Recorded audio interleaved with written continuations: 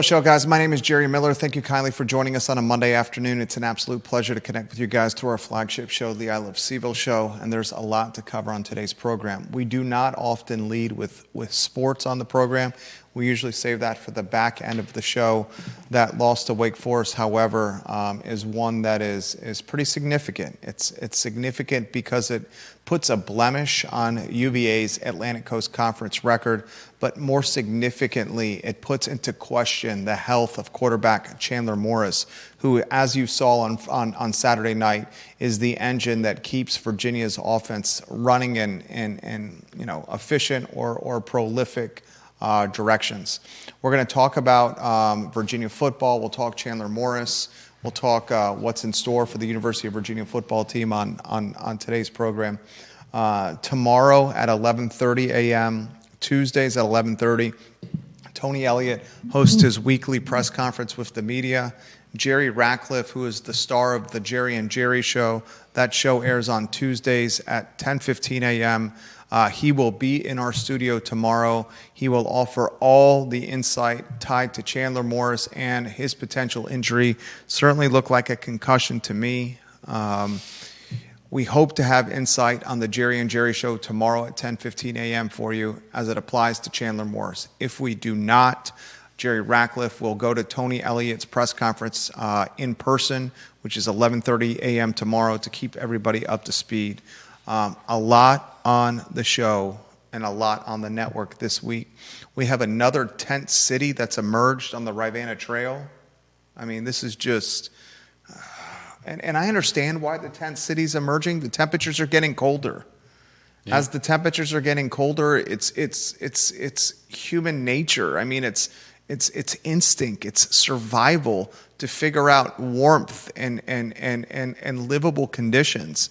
And as folks who live outside, they're congregating in one location to try to survive. That's why these tent cities are happening. Now City Hall has got yet another dubious decision to make, concerning decision to make. Certainly don't want to be in their shoes. What do you do with dozens, if not more, of people who live outside with the temperatures this week below freezing? And that's where we're at. Tent city on the Rivanna Trail, next to the Rivanna River, in a location where the homeless have highlighted to local government, where the homeless have highlighted to the police department. There's a dam that opens up and sends dangerous amounts of water right by the tent city, and anyone that's near this watershed is at a risk of being swept away and drowned. Tremendous liability for Charlottesville, Virginia here. We're going to talk about Spanberger, Abigail, the new governor. The 75th governor in Commonwealth of Virginia history, Abigail Spanberger. The chitter chatter, the scuttlebutt is marijuana, cannabis, weed, the hippie lettuce, the green, the shrubbery, the marijuana, the Mary Jane, you name it. She's all about it. And she's going to legal retail it. And right now that cannabis is so easily available. There's a spot on the downtown mall. I won't tell you where. I won't tell you when. You pay $10 to get in. You go upstairs on a downtown mall storefront, and it's a weed farmer's market. Edibles, gummies, flour, vapes, anything you want, any price you want, quality you want. You got the Rolls Royce all the way down to the Honda Civic. $10 to get in. You pay some money out of pocket, $35 to $55, $65. You have an eighth. You can get a quarter. You can get a half ounce. You can get a cornucopia of cannabis, ladies and gentlemen. It's no secret. Everyone knows about it. But is that now going to go from this private club mentality to a retail storefront mentality, a la all these vape shops we see around town? There's a reason these vape shops are popping around town. One employee can run it, and the inventory doesn't spoil or go bad. Very similar to cannabis, ladies and gentlemen. One employee can run it, don't need a big square feet, don't need a ton of square feet, need some parking in front of your store. One employee, inventory is not going bad, high margins. Are we about to see the next evolution of vape shops and its cannabis in Charlottesville and Albemarle County and beyond? We'll talk about that on the show. I want to talk this 50-year mortgage storyline that is circulating. Boy, oh boy, is Donald Trump continuing to stay in the news cycle. He stays in the news cycle for Ukraine. He stays in the news cycle for Putin in Russia. He stays in the news cycle for tariffs in China. He stays in the news cycle for semiconductors and chips and Nvidia and AMD. He stays in the news cycle for Argentina. He stays in the news cycle for this. Americans on the cusp of potentially getting $2,000 from the federal government. Will that be a stimulus check that's mailed to us? I don't know. Will it be some kind of tax credit on our tax returns each year? Who knows? But he's continuing to stay in the news cycle. That's what he does. Some people call Donald Trump a socialist. Some people call Donald Trump a dictator. Some people call Donald Trump this. Some people call Donald Trump that. One thing he does do is stay in the news cycle. Now he's in the cycle for a 50-year mortgage. It absolutely boggles my mind, a 50-year mortgage on a house, when the average American stays in their home 7 to 10 years. Do you understand the amount of interest a homeowner will pay with a 50-year mortgage? Do you ever, for those that have 7-year and 8-year car notes, do you know the amount of interest you're paying on that note? Think about it on a 50-year mortgage, ladies and gentlemen. Now, I see both sides. One side of the 50-year mortgage is it allows people to get in the game. I get it. It allows people, even if they're predominantly paying only interest in the first portion, the first years, 5, 10 years, whatever it may be of that mortgage, they're predominantly only paying interest, but at least they own something and they can fix their overhead. I get it. It allows them to transition from tenant to owner. But the whole MO, the whole mission, the whole thinking behind the 50-year mortgage is it creates a level of affordability for Americans to get into the home ownership game, which could solve a housing crisis. I think it could be the opposite. It could be the opposite, ladies and gentlemen. John, if you're watching on the program, we are having issues with LinkedIn. I'm going to have to send him a message since he's number 2 in the family. YouTube today, LinkedIn issues. All right, I just sent him a message. I hope he sees it.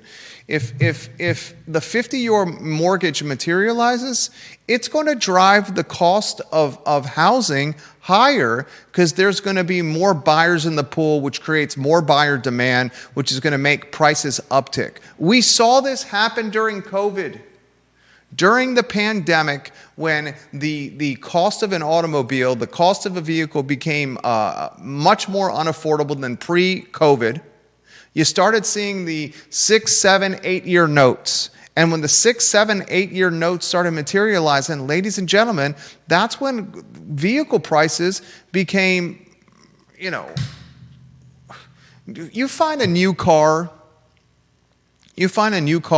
under $40K and you got to question what's going on. You find a new car that's an SUV or a truck or a middle tier or up brand under $50K and you got to question what's going on. It ain't cheap anymore to buy a vehicle. We're going to talk the 50-year mortgage on today's program and what I think is going to be a disaster for housing, ladies and gentlemen. I want to talk basketball, back in action against Hampton on Tuesday.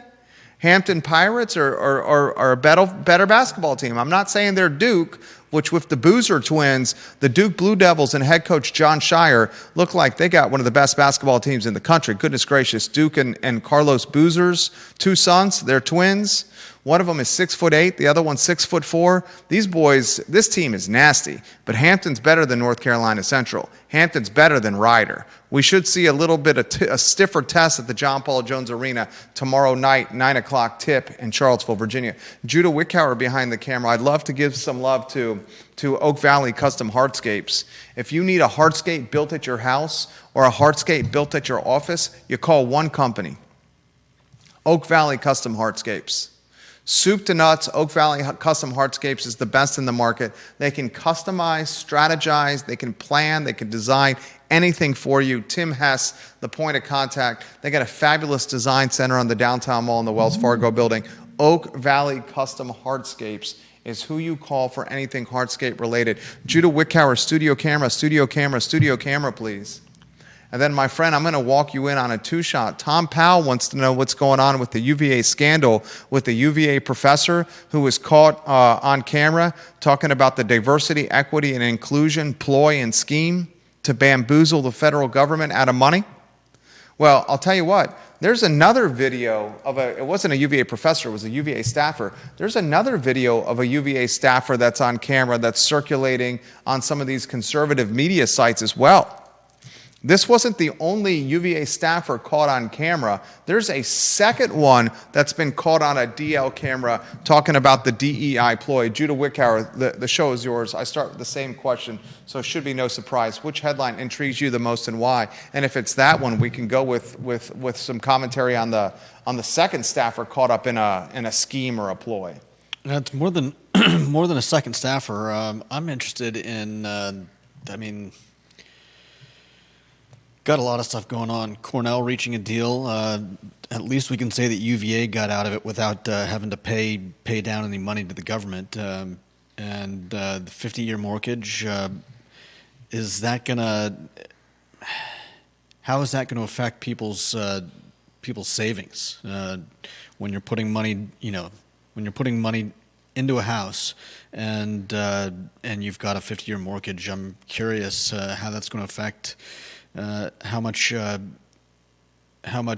get saved up in a house on a deal like that. But yeah,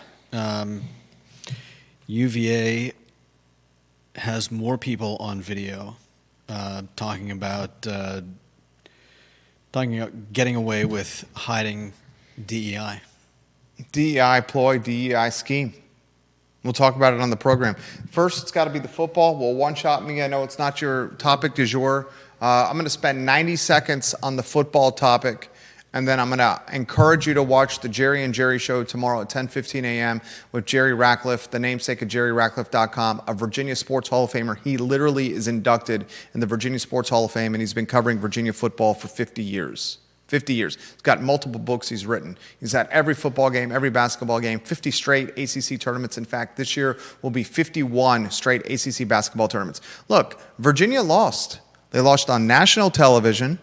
They look like a deflated football team, a shadow of themselves offensively, certainly a shadow of themselves of how they started the season with one of the most prolific offenses in all of college football. When Chandler Morris goes for a slide and he gets crunched by two Wake Forest Demon Deacons and he's laying lifeless on the turf, we all gasped as Wahoo Nation.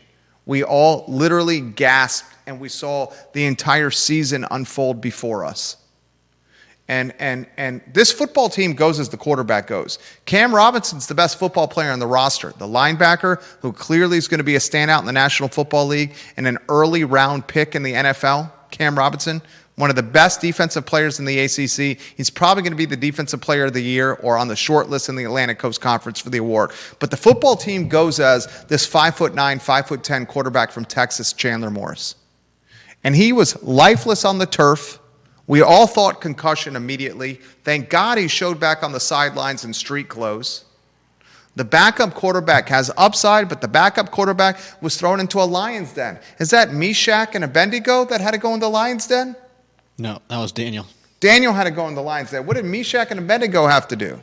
Shadrach, Meshach, and Abednego went into the it was the base of a giant statue that had a extremely hot furnace in the bottom of it. Shadrach, so the backup quarterback is Daniel in the lion's den, or Shadrach, Meshach, and Abednego in a flaming furnace in Wake Forest's defense. I don't blame the backup quarterback.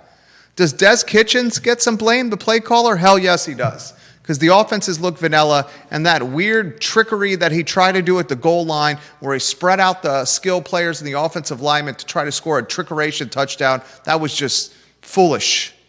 Absolutely foolish. Now we're going to know what this team is made of. With Duke on Saturday in Durham, 3:30 kickoff ESPN, and the Hokies in Charlottesville to close the season. You win 2 games out, you still have a chance for the ACC championship. We'll talk the Chandler Morris injury tomorrow at 10:15 a.m. with Jerry Ratcliffe of the Jerry and Jerry Show. Boys and girls, ladies and gentlemen, there was going to be some adversity this season, and this is it.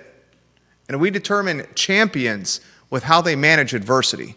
Here's we're going to see if Virginia's got a championship mindset or not. Time will tell. And off the record, I've heard through the grapevine, if Virginia football qualifies for the college football playoff, there's a wealthy Virginia alumni who's got a $10 million check he is ready to write. You make the college football playoff, there's a wealthy UVA alumni on the sideline that's ready to write a $10 million donation check to keep the momentum going for this football team and this football program. So much to cover on the broadcast. Two-shot Judah Wickower. Tent City has popped up on the Rivanna Trail again, lower third on screen. I mean, what do you do here if you're City Hall and Sam Sanders? What do you do here if you're City Council? It is no coincidence that Tent Town has popped up next to the Rivanna Trail on the Rivanna River, and viewing shed of all of us with the temperatures in the 20s at night in the Charlottesville area. Yeah, I mean, when it starts to get cold, if I was out there, I'd be looking for a place with some tree breaks to help cut down on the wind.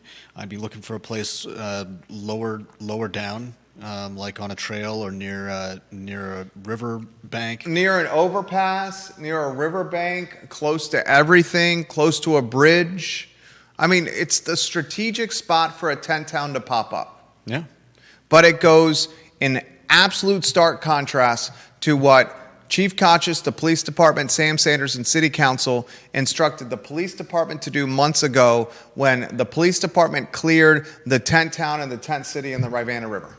I don't know that this one I don't think this one is in the exact same spot. I also know that, as we should all know, that with the tabling of the no camping ban, there's nothing that Conscious said. I'm not going to do anything. Conscious said, "You're not going to give me a basis of law under which I can work, then Bingo. I can't help you." Bingo. Chief Conscious. Stop bringing this to my table. Chief Conscious, you watch this program. Chief Conscious, we call you the George Clooney of policing. Chief Conscious, you know we have tremendous respect for you. Chief Conscious, you have played this 110% correctly the entire time. Chief Conscious, if I was you, I would do absolutely nothing with the tent town that's on the Rivanna River. City Council left you out to dry in that meeting and essentially made you the fall guy for this camping, storage of belongings, public camping ordinance that originated from council. And none of the councilors put their hands in the air and said, it was us who told Chief Conscious to do this presentation. Mm-hmm. If you live in Hogwaller, if you live off High Street, if you live on the base of Pantops, near the base of Pantops, River Bend, if you live in anywhere around that portion of the Rivanna Trail, if you utilize the Rivanna Trail anywhere in that portion, you now have a tent town that is as significant as we've seen in Charlottesville, except for Sandersville and the Market Street Park, at the brink of Sam Sanders' term as city manager. And City Council, you have now made this bed. City Council, this is on you.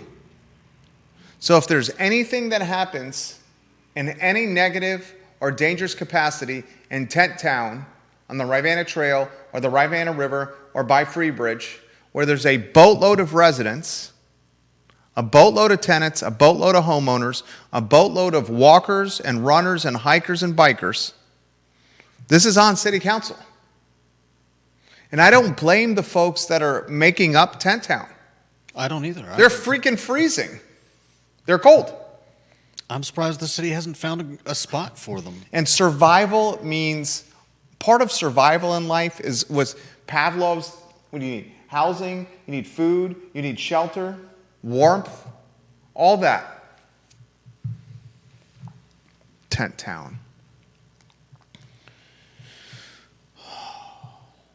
This is a result of leadership not being forward. Leadership being in the moment backward or fearful to disappoint the loud folks in attendance, as opposed to what's best for the community as a whole. That's what this is. Mm-hmm. And no one should blame the Tent Town residents. Right. No one should blame the 10-town residents. Viewers and listeners, let us know your thoughts. We'll put them in the feed. Jeremy Wilson is watching in Eastern Tennessee, Judah. He says the backup quarterback looked like a lame duck out there. Kalen looked like a lost duck at times. He absolutely did. But you also saw some of the upside of Kalen, who remember, was recruited by Nebraska. This kid's a baller. You saw the upside. He was just thrown into the lion's den like Daniel, or into the furnace like Meshach. What was it? Meshach and Abednego? Who's the first guy? Shadrach, Meshach, and Abednego. Man, Shadrach, Meshach, and Abednego. What are those names? What are those names? What are those names? Shadrach, Meshach, and Abednego. I think we can. I think we can be fairly certain of a guess in the, I don't know, Israel. The tribe of Judah? I don't know about the tribe of Judah, but one of the 12 tribes, certainly, I would guess. Oh, you got us live on LinkedIn. Yeah. You got us live on LinkedIn. We're live on LinkedIn over there for you, John Blair. All right, next headline. What do you got, Judah Whitcower? Let's see. We've got a new governor coming in soon. What will that mean for marijuana retail? Let's get Bob Yarborough's photo on screen. He's the king of Redfields. Bob Yarborough's photo on screen. I trust this man. His commentary is rooted in realistic experience and sound reasoning. Bob Yarborough is not a don't get too high or too low type of guy. Same Bob Yarborough every day, and that's why people love Bobby Yarborough, the king of Redfields. He says, with retail weed, on January 1, 2027, we'll have legal markets and jurisdictions that don't opt out. I'm telling you right now, we got clients, we're not going to say who, that are doubling down and tripling down on retail weed. And look, if you watch and listen to the show, you know that yours truly is pro-cannabis. And why I'm pro-cannabis is I realize that there's this gray market that's smoking and buying and selling weed, and nothing's being done by it. I'm also pro-cannabis because historically, weed has historically impacted the black and brown population from a crime standpoint, from an arrest standpoint, at much more significant clips than the white weed user or the white seller, the white buyer. The black and brown buyers and sellers and the black and brown smokers, for one reason or another, and we don't have this could be an entire show, but for one reason or another, the black or brown smokers, buyers and sellers are either targeted or terribly coincidentally in trouble with the law at much more significant clips than the white buyer and seller and smoker. And I'm a man of that wants equitable playing fields in everything. Equitable playing fields with college admissions, equitable playing fields with enjoying marijuana, equitable playing fields with speeding, interpretations of the law, equitable playing fields with hiring, equitable playing fields with who you marry or who you choose to bump uglies with. Keep it equitable. It's all I care about, okay? Okay? So this retail marijuana is going to be a reality for progressive Charlottesville and progressive Albemarle County. The question I have for you, the viewer and listener, is the retail marijuana the new version of the vape shop?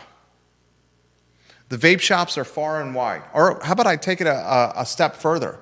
The vape shops that have all the quality leases, the vape shops that are in walking distance of the schools, elementary, middle school, and high school, are they now going to be the retail gateway for the retail marijuana?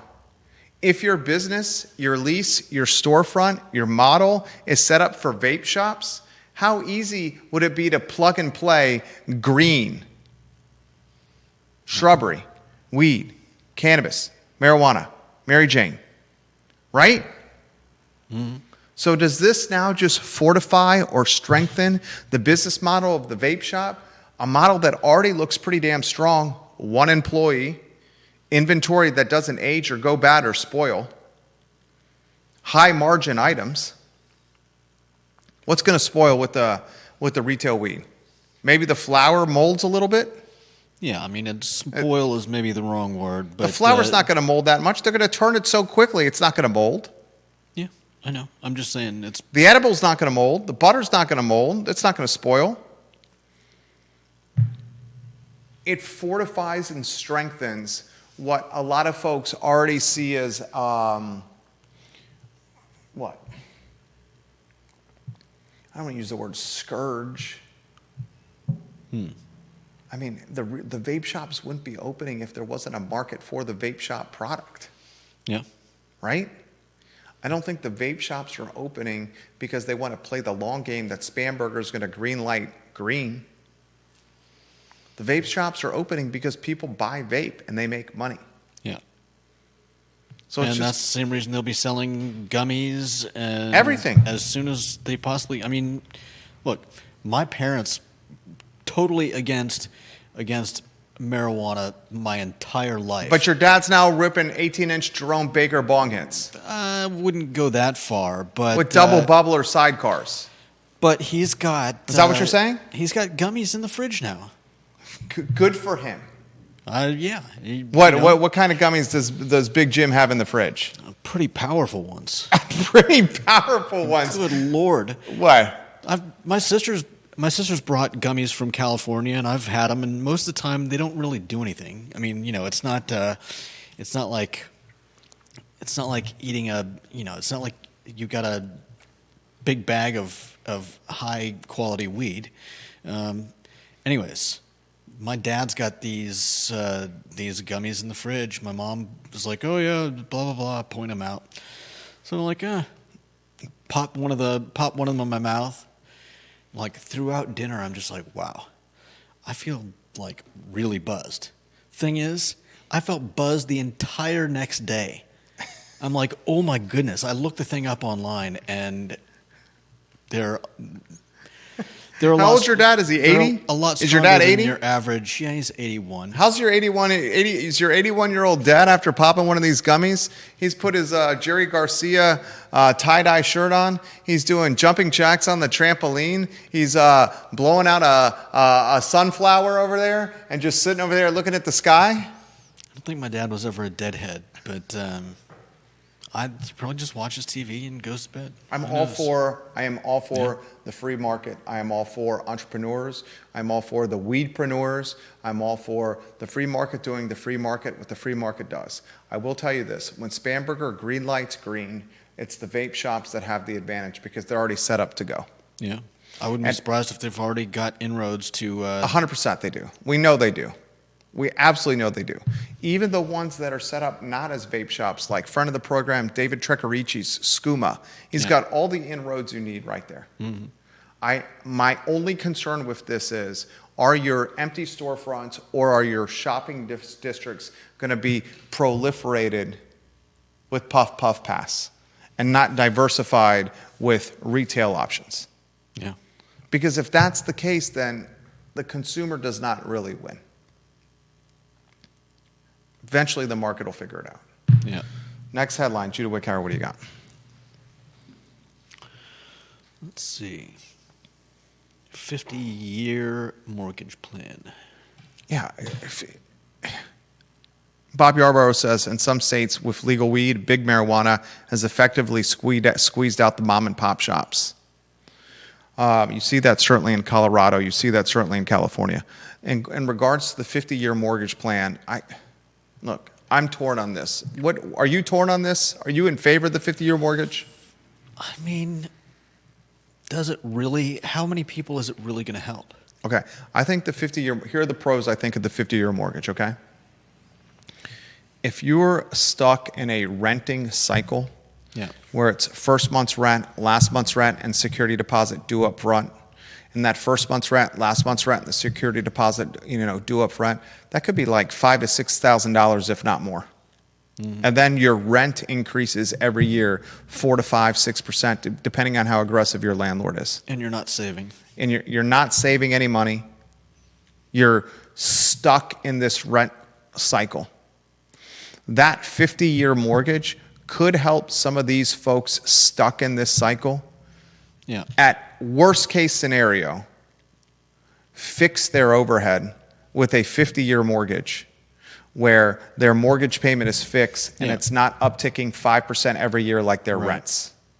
And while the first handful of years, and I'd have to get an amortization table and a mortgage calculator out, while the first handful of years, the large majority of payments that you make in those first handful of years, many years, is going to be predominantly all interest. Look at a 30-year mortgage. Look at your 30-year amortization table, folks, if you have a mortgage.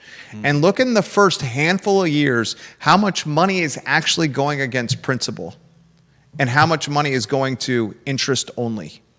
You would be astonished and perhaps demoralized in the early stages of a 30-year mortgage how much money is going only to interest to a bank or lender and not against the actual debt on the purchase of what you bought. Yeah. Okay? In a 50-year mortgage, it's going to be even worse because they're stretching the payment in a longer period of time. Yeah. The positive is for the person stuck in this rent cycle, at least they can fix their overhead. Yeah. And that fixing of the overhead eventually should be able to accrue some equity. Now, here's what no one is talking about with the 50-year mortgage. You can fix your overhead, right? But once you become an owner and not a renter, when that HVAC unit breaks down, that $5,000 to $10,000 cost is on you. Yeah. When the roof starts to leak and becomes an absolute nightmare, that $10,000 to $20,000 cost is on you. When the electrical, when the washer dryer, when the refrigerator, when there's a leak, when your 2.5-year-old kid who loves to use the F word in public places in front of people decides to go into the powder room and literally rip the handle off the sink in the powder room, or your 2.5-year-old decides to go to the side door of your house and rip the front door handle off the side door of your house, or your 2.5-year-old decides to go to the HVAC unit, one of the two HVAC units that's outside your house, and starts messing with the plumbing, the piping behind that unit, all those repairs are on you. And while your overhead may get fixed, and you're out of this vicious rent cycle, your overhead tied to repairs is infinitely more costly. Because in the renter situation, you are passing those on to your landlord. Yeah. You're not really going to come out ahead, and in some circumstances, depending on the age of the house that you purchase, you could also fall significantly behind. Okay? Now, let's talk about the 50-year mortgage from a Charlottesville and Albemarle County standpoint. A 50-year mortgage is going to make houses more expensive because it's going to put more buyers in the buying pool. We saw this when during COVID. Pandemic is when cars became obscenely expensive. 2018, 2017, 2019, before COVID, you could buy a car that was new, a year old, for $20,000, $30,000. My wife and I, during the year 2020, in June of 2020, this was 3 months into COVID, I knew immediately during COVID, I'm like, this is the biggest pile of you-know-what I've ever seen. I said in March of 2020, my wife and I said, honey, we're going to buy a house right now in March of 2020 because they're talking about no open houses. They're talking about paperless transactions, not being in the closing room with other people. They're saying you have to have a hazmat suit on to tour homes. We're going to find a house that's been long in the tooth, that has a days on the market that's really long, and we're going to put an aggressive offer on it, and we're going to make sure the sellers we didn't even have to know, they already knew. They thought the world was coming to an end. We lived in Redfields at the time, where Bobby Yarborough lived.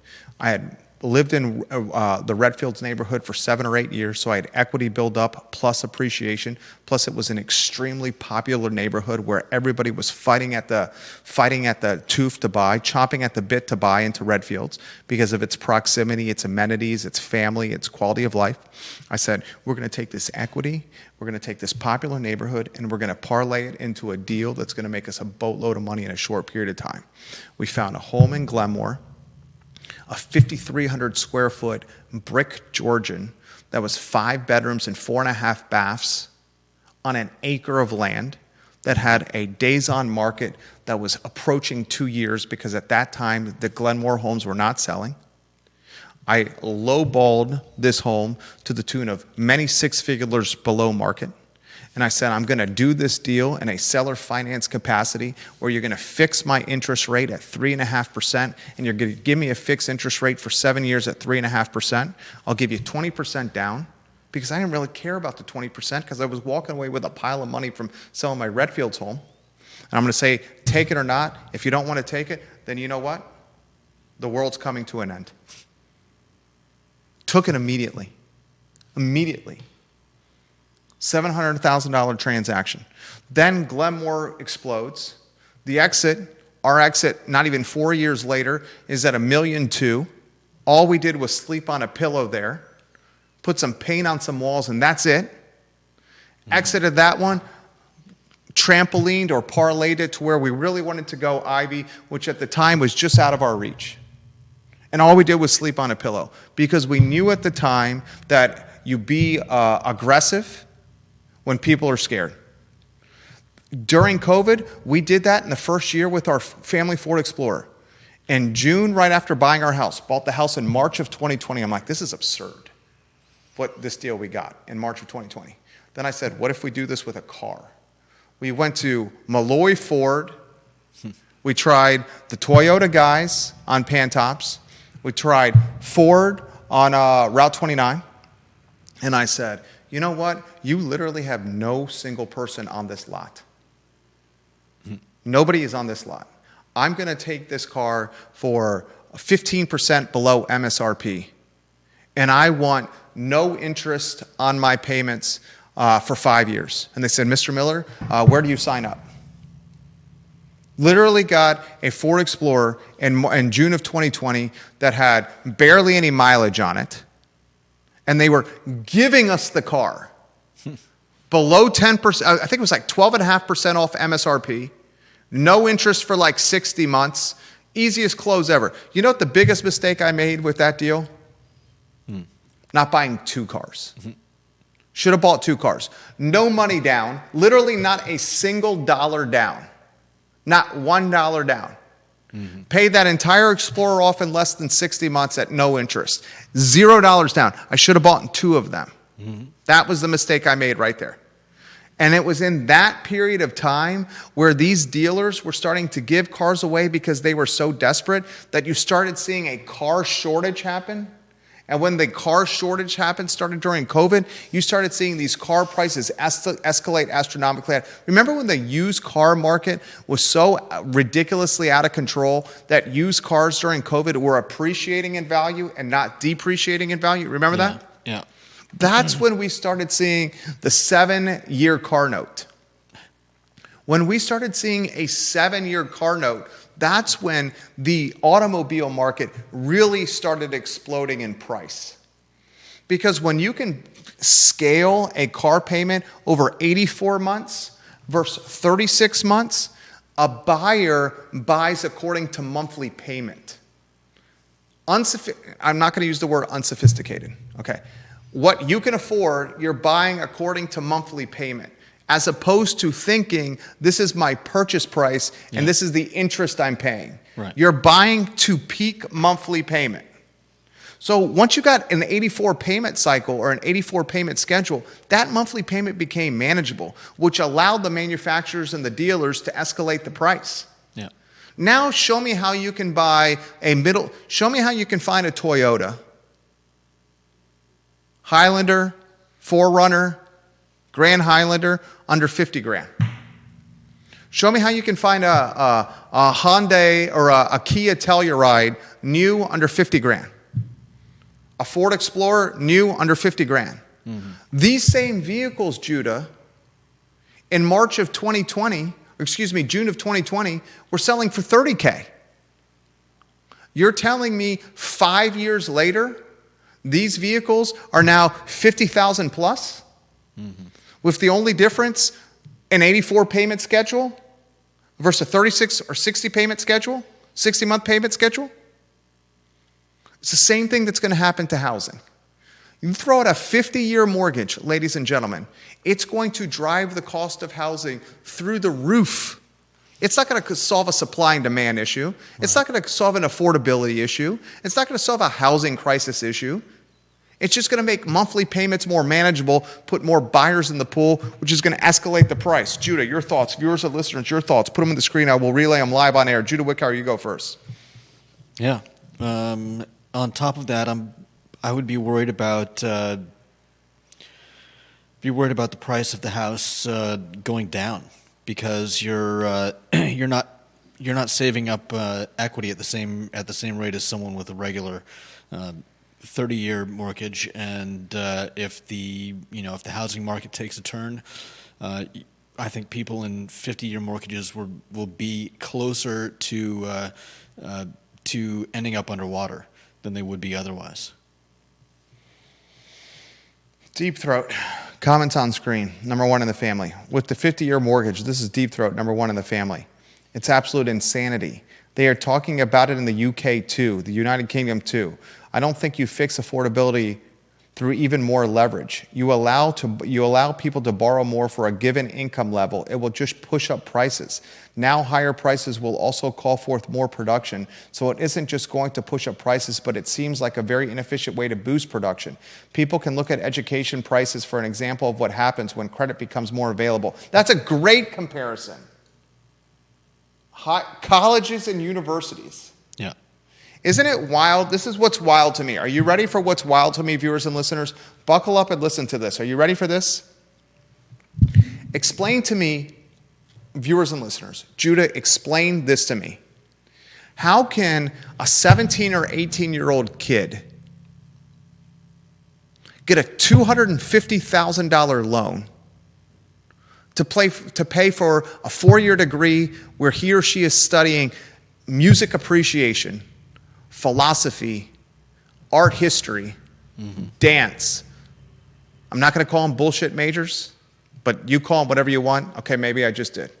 How can a 17 or 18-year-old kid get a $250,000 loan, financed over a 20 or 30-year window, to get a degree that's going to pay them nothing, when a 30 or 35-year-old can't get a similar loan to buy an appreciating asset called a house?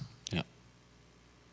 A 17 or 18-year-old kid can get a loan for $250,000 with no money down, finance over 20 or 30 years. No assets. No assets. No collateral. No collateral. No credit history. No path to pay the loan back. A philosophy degree certainly ain't it. Neither is making clay. Neither is glass blowing. Neither is music appreciation. Neither is women's appreciation. Neither is African American history appreciation. Neither is Eastern European history appreciation. Neither is any of the other ones. And yet they're throwing educational loans at them. Yeah. But that same person, 15 years later, 10 years later, that has a job and a salary, can't get a similar loan to buy an appreciating asset called a house that is the collateral for the loan. Yeah. Our society is broken in so many ways. In so many ways it's broken. And then you have some families that are prepaying their kids' college education from knee-high to their parents till when they're ready to graduate, and others that have to go into these lending vehicles that they'll never pay off. It is broken. Deep Throat says, I also think that as much as no bank willing to hold a prepayable 50-year asset. The negative convexity is intensely bad. So you have to expect it also would mean either the government directly via Fannie, Freddie, Ginnie Mae taking on that risk. As a taxpayer, I don't love it. Who in their right mind, if you're a lender, would lend money to somebody on a 50-year note? Insanity. Insanity. And I'm gonna tell you right now, okay? Trump looks like a socialist to me. Trump looks like a socialist to me. Trump's talking about giving every American $2,000. Trump's talking about 50-year mortgages. Trump's looking like a socialist to me. And is all this for approval rating? Is this for approval rating here? Good question. This don't look like this isn't the execution of a capitalist. Mm-hmm.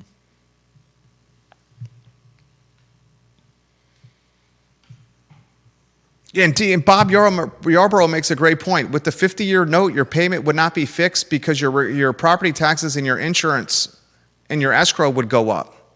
100%. Yeah. The 50-year mortgage is a way to house trap an unsophisticated or marginalized buyer. Yeah. The 50-year mortgage will take the historically marginalized people in our world and trap them for 50 years. Mm-hmm.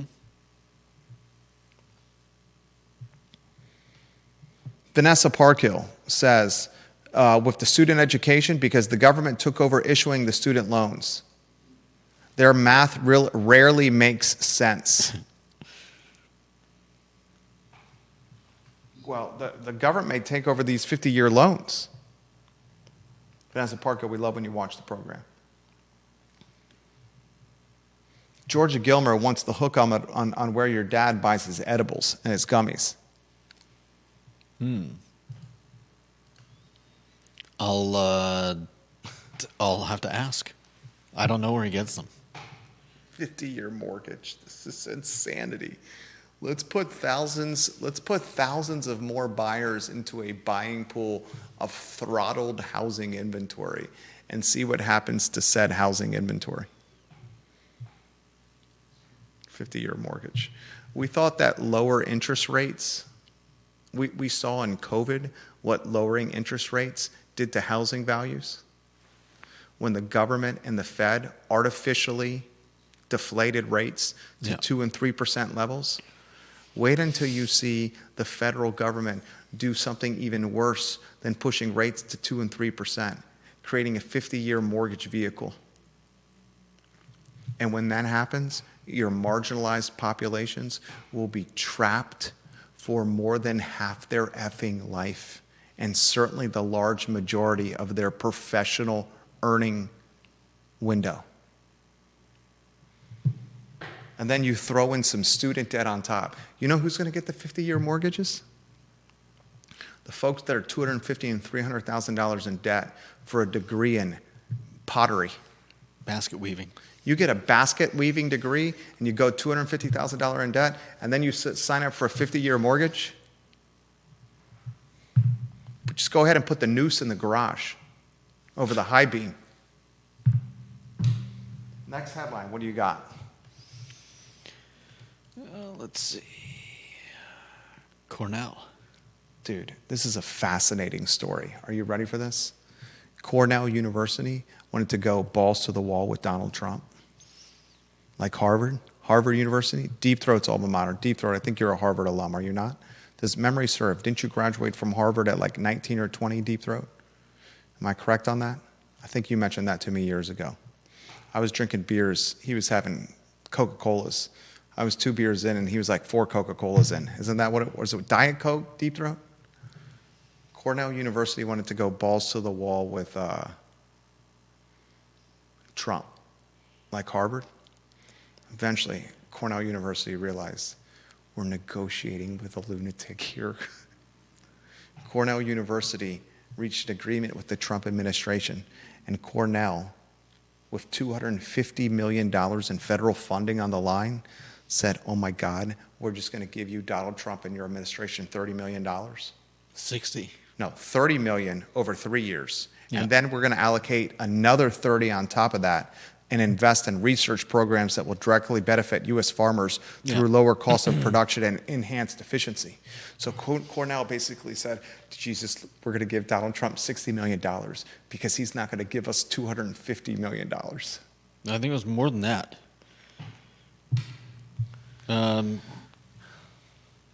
The Trump administration at the time said it had frozen about $1 billion in federal cash and contracts with the school.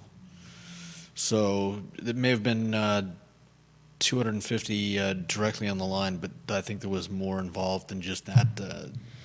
And now Cornell is in the same agreement that the University of Virginia is in. Mm-hmm. So this interim president, Paul Mahoney, who entered into this agreement where he basically opens up UVA's books on a quarterly basis to the Department of Justice and the Trump administration to audit, well, guess what? Interim President Paul Mahoney's looking like he's a pretty smart guy. Potentially save the school millions of dollars. Tens of millions of dollars. Because the people that are going toe-to-toe with Trump, Cornell University, Yeah. they lost. Mm-hmm. And now they look like the weak little kid on the playground that had his Lunchables, his crackers, his cheddar cheese, and those little round slices of ham that come in that plastic box that we call Lunchables, taken by the schoolyard bully. And the schoolyard bully is this guy named Donald, who's sitting behind the oak tree next to the swing sets by the seesaw, watching Megan in her Catholic school skirt teeter-tottering on the seesaw while gobbling up Judah's Lunchables. I'd say it's more like he's counting cash that he's got from all the. Somebody like Harvard can go toe-to-toe with him.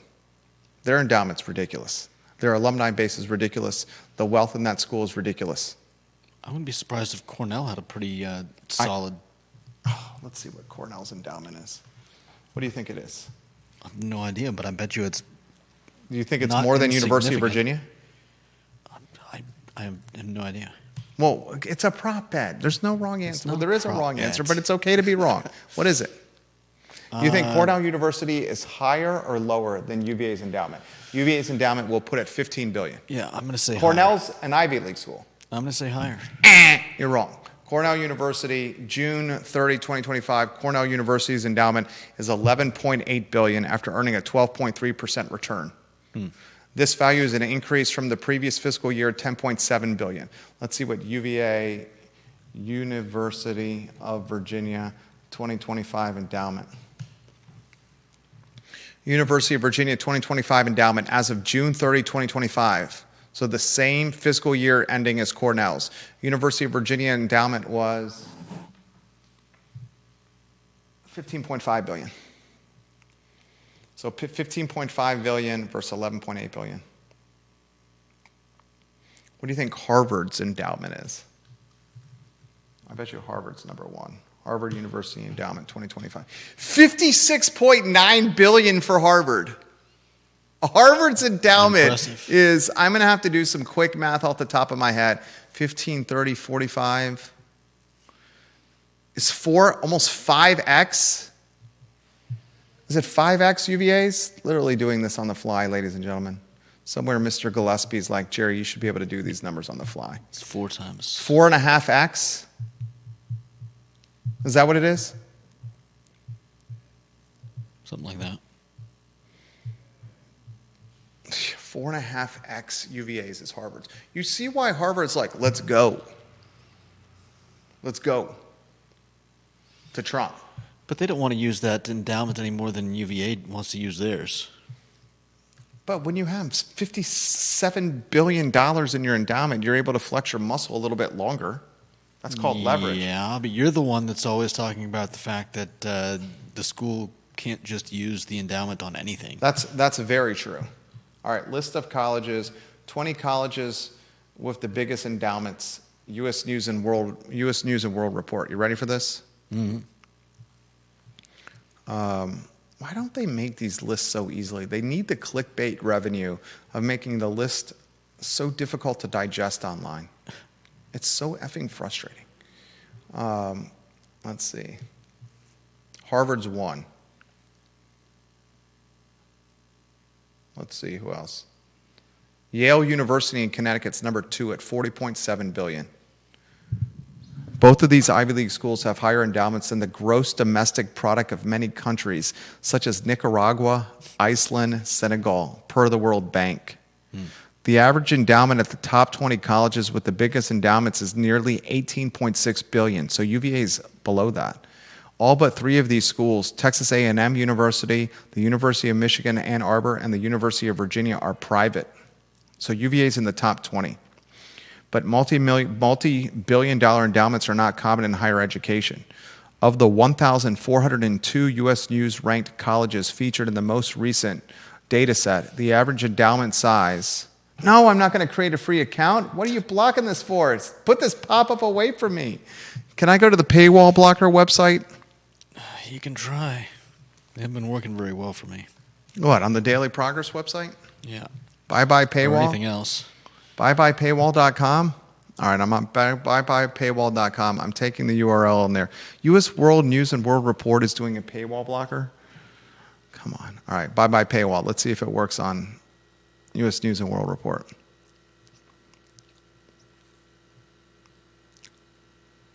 Someone needs a paywall blocker for the bye-bye paywall website. All right, it's not working. We're going to have to find that out at a different time. All right, anything else? We got to go make some money. It's 1:33 here. I want to give some love to Charlottesville Sanitary Supply. 61 consecutive years in business, Charlottesville Sanitary Supply, guys. Online at charlottesvillesanitarysupply.com and located on East High Street. Ladies and gentlemen, this family, the Vermillions, are 5 generations strong in Albemarle County. And their business, Charlottesville Sanitary Supply, is 3 generations strong on East High Street. In Judah, they have an e-commerce website that is absolutely beautiful, frictionless. They offer free in-market delivery. Yeah. Explain to me why anyone would not, why would you not shop at Charlottesville Sanitary Supply? Right. No, seriously. Free in-market delivery. You get your product faster than the big box brands. Yep. And you're supporting a locally owned and operated store that's 5 generations strong in Albemarle County and a business that's 3 generations strong. And if you have any questions, they're happy to answer. They literally know their product inside and out. You Yeah. talk to a human being that lives in your community as opposed to someone on customer support that you don't know what country they're from. And they fix vacuums, pull robots, and do water testing. Yeah. I mean, we're lucky to have these people in this community. 100%. Is that a wrong read? No. Lucky to have them. Yeah. All right, we close with this. Basketball team tomorrow, Hampton University. This will be a little stiffer test. I'm not saying it's going to be an ACC test, but Hampton's got some athletes. It's a 9 o'clock tip at the John Paul Jones Arena. This DeRitter kid is a beast, dude. He's 6'8". He's Belgian. He's broad-shouldered, strong like bull. Strong like bull, DeRitter. He's a double-double waiting to happen. This Grunlow kid, he's German. He's long. He's like the Slinky Man. Who's the long guy? Go-Go Gadget Arms? Who's the long guy that has Inspector Gadget? Inspector Gadget? Did he have, the long guy he's like the guy, Grunlow's like the guy that's on the side of the road that's trying to attract your attention when you're driving by, and they got that guy that's hanging right there that's just waving like this. Unbelievable. Stretch Armstrong. Stretch Armstrong. Thank you. There you go. That's a great contribution right there, Stretch Armstrong. Stretch Armstrong. Oh, I got the website to loan. You ready for this? Wow. Of course, the link is impossible to read. 9 o'clock tomorrow, Hampton, UVA. Chance Mallory is my favorite player. Put Chance Mallory in the starting lineup, Ryan Odom. Chance Mallory needs to start. Don't miss the Jerry and Jerry show tomorrow at 10:15 a.m. And make sure you support Conan Owen of Sir Speedy of Central Virginia. He's helping one of our tenants with their signage needs right now in the Wells Fargo building. Conan Owen, Sir Speedy of Central Virginia, ladies and gentlemen, are who you call for any signage related, any vinyl, any direct mail, any banners, any ticketing, any trifolds, pamphlets, folders, uniforms, Christmas gifts for your office, for your clients. Conan Owen, the Darden graduate, Sir Speedy of Central Virginia. All right, it's 1:36. That's the I Love CVille on a Monday. It's the water cooler of conversation for Charlottesville, Central Virginia, and beyond. Judah Wickower, Jerry Miller.